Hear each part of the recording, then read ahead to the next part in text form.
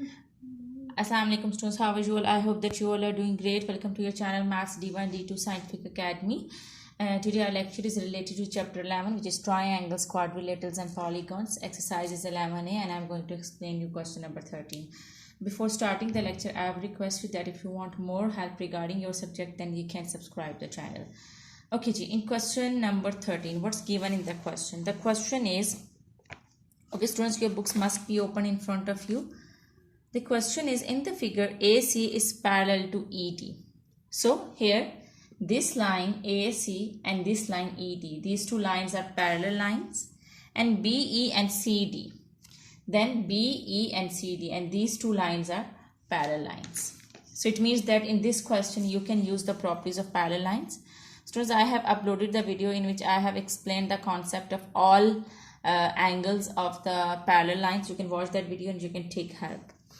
Okay, in part 1 we have to find out DFE. Okay, what you need to find out in the first part? In the first part you need to find out DFE.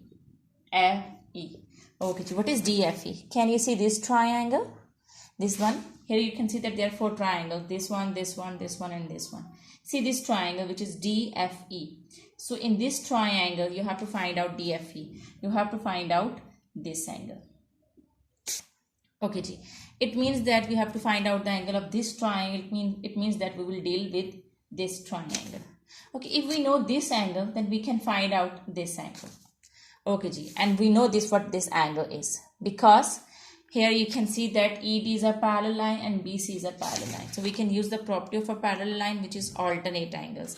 When there are two parallel lines and you're having a transversal line in between, and if one angle is on one side and the other angle is on the other side, and if one angle touches the first parallel line and second angle touches the second parallel line, then these two angles are called alternate angles. Alternate angles. So here you can see the alternate angles. Here, just keep in mind this concept. These two are the parallel lines, ED and BC, and this is a transversal line which is EC. This 47 is on one side of this transversal line, so it means that the angle in the opposite direction of this transversal line will be alternate angle and will be equal. And this angle touches the first parallel line and this angle touches the second parallel line. And these two angles are in the opposite direction, so these two angles are alternate angles. I am again telling you, alternate angles are those angles which are in the opposite direction of the transversal lines and they are touching the parallel line. The first angle is touching the first parallel line and second angle is touching the second parallel line, and these two angles are in the opposite direction. So here these are the alternate angles, and alternate angles are always equal. So we will write it down. If this is 47, then this is also 47, and we can write it the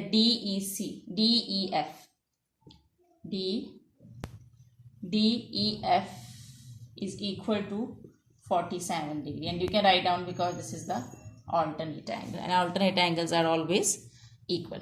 So now we know two angles of this triangle. We can find out the third angle by using the property that sum of angles of a triangle is equal to 180 degree. So here I am going to use the property 47 32 plus DFE is equal to 180 degree. Here you can write down the property that sum of angles of a triangle are equal to 180 degree. Now we will solve it for DFE. Add 47 and 32. When you will add 47 and 32, you will get 79 plus DFE is equal to 180 degree. Okay, this 79 is adding over here. When it will go to the other side, it will subtract. So DFE is equal to 180 degree minus 79 degree. So DFE is equal to 180 minus 79 will be 101 degree. So this is DFE. It means that DFE is 101 degree. So we have found the first part. Okay, now I'm going to do the second part in which we have to find out BDC. Okay, I'm going to raise it and I'm going to do second part. I hope that this is clear to you. Let me tell you that what I did is in this question. First, if this is 47, this is also 47 because these two angles are alternate angles. And we know two angles of this triangle, then we found the third angle of this triangle by using the property that sum of angles of a triangle is equal to 180 degree. You just need to do 2 steps over here. Okay, now let's come to B part. Okay, in second part, we have to find out B, D, C. We have to find out B, D and C. Okay, so what is BDC? Or we can say that BDC. BDC. Okay, so it means that BDC we have to find out this angle. Okay, if we know this angle, then we can find out this angle, because then these two angles will be equal, because these two angles will be the alternate angles. So here, over here, we can use the property of the triangle, which is property of the straight line, which is adjacent angles on a straight line is equal to 180 degree. So this is 106 degree, and we know this angle. Here you can see that if this is 32, then this is also 32. I have explained you the concept of alternate angles. Here this is a transversal line, and these two are the parallel lines. These two angles are in the opposite direction of this transversal line, and this angle is touching the first parallel line, and this angle is touching the second parallel line. So it means that these two angles are alternate angles, and alternate angles are always equal. So if this is 32, this is also 32. So I will say that CBF is equal to 32 degree, and I can write down because this is the alternate angle, and it's equal to it's equal to this angle, which is ED and B. Okay, so here I have written 32 because these two angles are alternate and these are equal. So we can use the property that adjacent angles on a straight line are equal to 180 degree. We don't know this angle.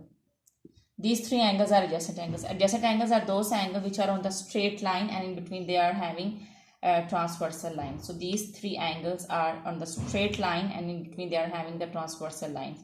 So these three angles are equal to 180 degrees. Sum of these three angles are equal to 180 degree, and these three angles are adjacent angles. So I am going to do this. The first angle is 106 degree, and then the second angle is EBD.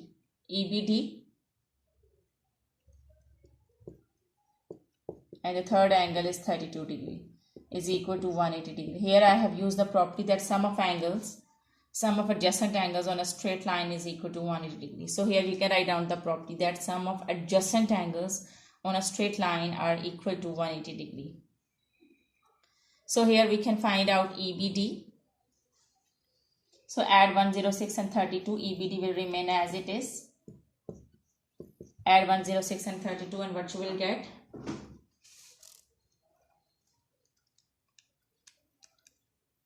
138 degree is equal to 180 degree.